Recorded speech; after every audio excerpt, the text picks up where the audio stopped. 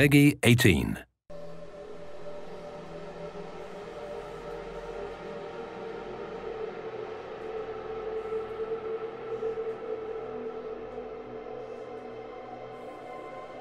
Hey everyone, I'm Joel Leschler, a producer from 2K Australia. Hi everyone, I'm James Lopez, producer at Gearbox Software. And we're here to show you a walkthrough of our E3 demo for Borderlands the Pre-Sequel. Hope you enjoy it. Alright, so we're actually going to be playing through as Wilhelm during this playthrough, and we're selecting his action skill now, which is his ability to spawn these two drones, Wolf and Saint. Wolf is an attacking drone, while Saint is more of a buffing regen drone. We're going to go down the Cyber Commando skill tree. This one's really cool because if fans remember Wilhelm from Borderlands 2, he was just a giant loader with a human head on top. But in this game, it's his origin story, and he starts out just as a man. But you have the ability by going down this skill tree to start turning him into that giant robot that he was in Borderlands 2. We're selecting the Power Fist skill here, and you'll see that they actually replaced his arm with this robotic one. This one's really cool because it'll deal extra melee damage, and you can actually attack enemies from further away. And if you look at the Shock Absorbers one, which replaces his leg with a robotic leg, this allows you to shoot and reload while you're sprinting, which can come in really handy. The Meteor Slam is also really useful because the butt stomp or ground pound or slam or whatever we're calling it today is really, really powerful in Borderlands Pre-Sequel. When you're playing in low gravity, you're able to do this huge amount of damage when you slam down to the ground. And that's about all the skill points we can use right now, but we're pretty close to leveling up again. So when we do, we're going to show you the Vengeance Cannon, which is Wilhelm's capstone skill inside the Cyber Commando tree. Yeah. We have a look here, we actually just shot an air geyser, and when these are shot, they shoot out this oxygen which replenishes your Oz kit, but it also propels you up in the air. And the higher you get, the more damage you can do from your butt stomp. So if you hold that crouch button, you slam down on the ground, you deal this huge amount of damage to enemies on the ground. Yeah, geysers are a great way to do a slam immediately instead of having to kind of like prime yourself for it. You can hop on one of those and just immediately move off it and slam someone into oblivion if you want to.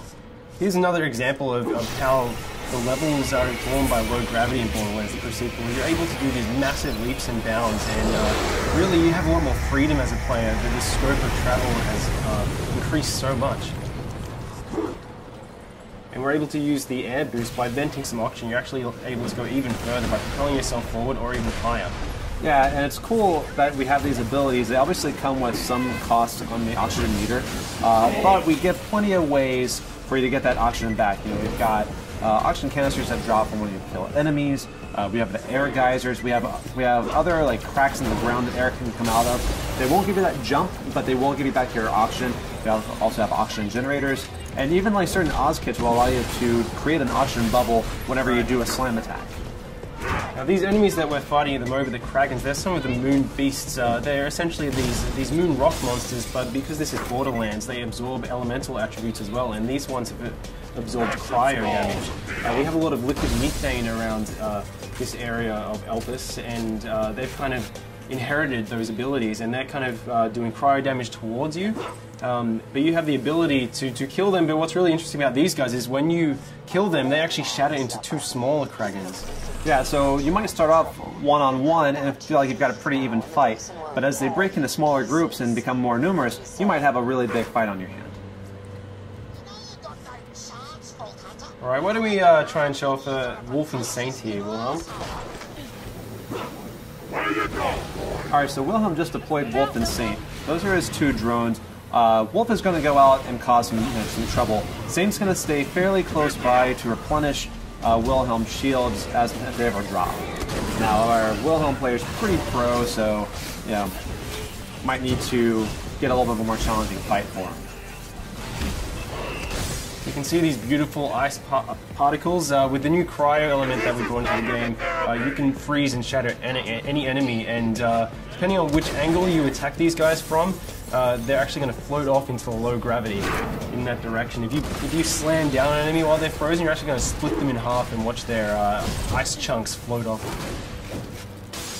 Yeah, that's really cool because the way that they shatter is always kind of customized to like whichever way you hit them. So it never really gets old. It's always different each time. It's really fun. Now, our current objective in this particular level is to redirect some liquid methane. We need to get to the Drakensberg, which is this derelict Dahl ship where we've been informed there's a military AI that we can use. Jack wants to build up this robot army. He needs this military AI to use it. So we're currently trying to redirect this methane to cool off a lava river. Now, we were just fighting the Kraken, but over here you can actually see that some of the scavs are actually riding them, which you know, you gotta watch out for because you have two enemies attacking you, and whenever you kill one of these Kraken riders, you might get a couple of little Kraken riders coming out of them. You see, Wilhelm was also using these jump pads, so along with the oxygen geysers, we have these Dahl jump pads which are placed throughout the levels, and some of these shoot you straight up into the air, and other ones kind of propel you really far forward. Again, if you manage to chain some of these together, you can get really, really high and do a slam which does a massive amount of damage. Look at some of these guys, you'll see that some of these scavs have this sort of orange bubble over their head. That's their oxygen bubble. That means that if you crack that bubble, then they're going to take oxygen damage because they're not able to breathe. Which is a really cool way because you can kind of do a hit and run. You don't have to worry about necessarily about finishing them off if you're taking too much heat. You can just wait for them to asphyxiate. But some of these guys also have shields and air bubbles, and so they're a little more of a stronger fight. You have to watch out with those guys because they're more dangerous. So you can see that's an example of one of the Dahl jump pads which shoots you really far forward. And here we have some of the Dahl jet fighters, and they're going to fly around and try and do a huge amount of damage to you. And Wilhelm is doing pretty well. Yeah, that was a spot-on hit. That was really good. Oh no, but you fell off the side. That's okay because we've got plenty of jump pads. We have a lot more verticality in Borderlands now than we ever did before. So there's not necessarily any one way to get to this objective. Really, all he has to do is just find either a jump pad or a way to jump from platform to platform. Yeah, something really great about the low oxygen, it allows you to traverse these maps really, really quickly. So because you can make these massive leaps and bounds and you have these jump pads, you're able to get from one end of the map very, very fast and really get an edge on the enemies. Alright, now it looks like we just leveled up. So we're going to go and put that skill point in Vengeance Cannon.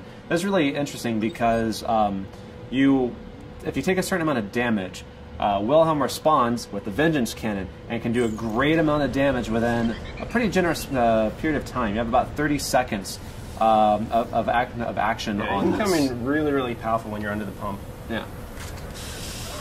So you can see now we're actually redirecting this liquid methane, so we should be able to go over and try and freeze this lava lake. Alright, so once this pipe connects, we actually have another route on how we can get to the next objective. You could just go down to the ground if you wanted to, but because of the verticality in the pre-sequel, we can actually continue along this path here. All you have to do is have the option to make the jump, and then you can actually run along this pipe here. So there's plenty of ways to explore this map and get pretty much to anywhere you need to get. Yeah, it's really cool as well. Our level designers have built the map so, especially when you're playing co-op, you can have each player, they can approach each of these sites from different angles. So we could have taken that pipe all the way along while Athena went down by the ground and went over to the by the jump pad. Yeah, people that are especially fond of sniping should keep an eye out for these kind of opportunities because you get a superior angle from which you can snipe off those oxygen bubbles or just do just a bunch of damage in general. Yeah, absolutely. So we're going to continue along this way, and Athena's going to continue on the ground, and they're both getting that. She's going to jump across this chasm here, and we're going to get on to the next big fight. Yeah, we should be able to ambush these guys by taking them from two different angles. Once Wilhelm, finds a way to jump over this. There we go. Alright, so in this area here, we've got some jetpack scavs. We also have some guys that are on foot. They actually see a scav that Athena just killed just flying off in the distance. And he'll go on like that for quite some time. Yeah, if he still has any life left in him, he's getting pretty beautiful from Oh, yeah. Awesome. Oh, no! Athena's down. Hey, Wilhelm, why don't you go ahead and revive her using the oxygen? Yeah. So you kind of have these cool tactical decisions. You can revive your downed players faster with oxygen than if you just do it the normal way. But that obviously comes at a cost. But sometimes it's really good to get them in the fight faster. Beautiful. And you can see we have these jetpack scabs, so all of the enemies on Elpis can take advantage of the low gravity just as much as you can. So if you're getting protection behind cover, they can actually jump over and stomp on you and invalidate your cover just like you can them. We really wanted this gravity system to go throughout every single feature in the game. We just did a pretty awesome butt stomp there. Yeah, that was solid.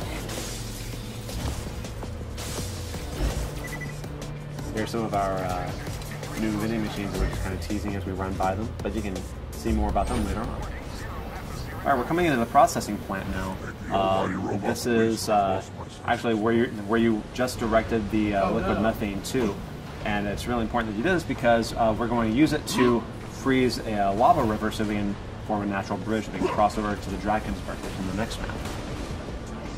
Now this has a lot of enemies in it. Definitely a good time to bring out Wolfie Saints. Yeah, try and use those jump pads to get a height advantage of the players as well. If you stomp down. He just shocked that scab when he did that ground pound because of his because of the Oz kit that he has. It's really cool because each Oz kit can have a variety of features on it. Some of them will do your basic oxygen extension, but some also add elemental attacks. Some will create oxygen bubbles whenever you do a slam. There's a lot of layers to them because it's really important to us that our gear be relevant and offer some really cool stuff. Obviously, these sort of varieties are really important to us. Whenever we added the ice elemental, this also is represented across all gear items. So you've got it in shields, you've got it in grenade launch, you've got it in guns, and we also have lasers.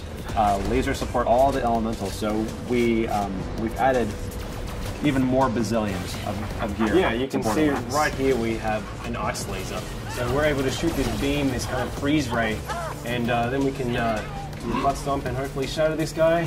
Getting close. Nearly. Uh-oh. Remember, the higher you get, the more damage you're going to do.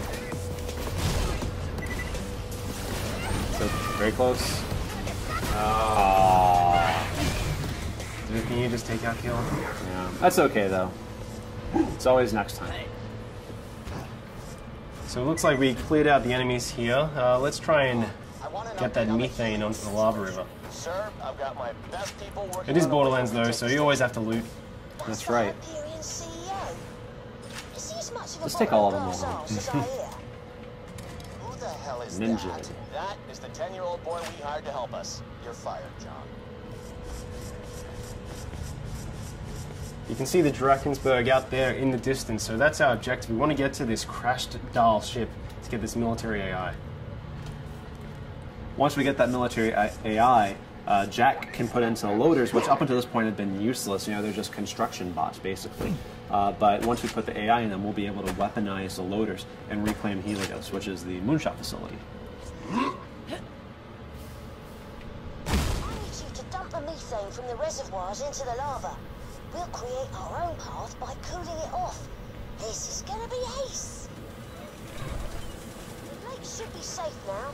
Let's get to the Drakensberg. Alright, success. So you can find that Let's make our way over to the Drakensberg. Lads, looks like we're going to have guests over. The kind the bosun wants dead as quickly as possible. Of course, will Borderlands be without a bunch of big baddies to have to fight? Yep, they just get bigger and bigger. I really like that he's an ice kraken, but he also has lava inside of him. Yeah, I see that all the time. Yeah, it makes sense. All right, guys, and that's our E3 demo. We hope you enjoyed seeing it. Please stay tuned for more pre-sequel news.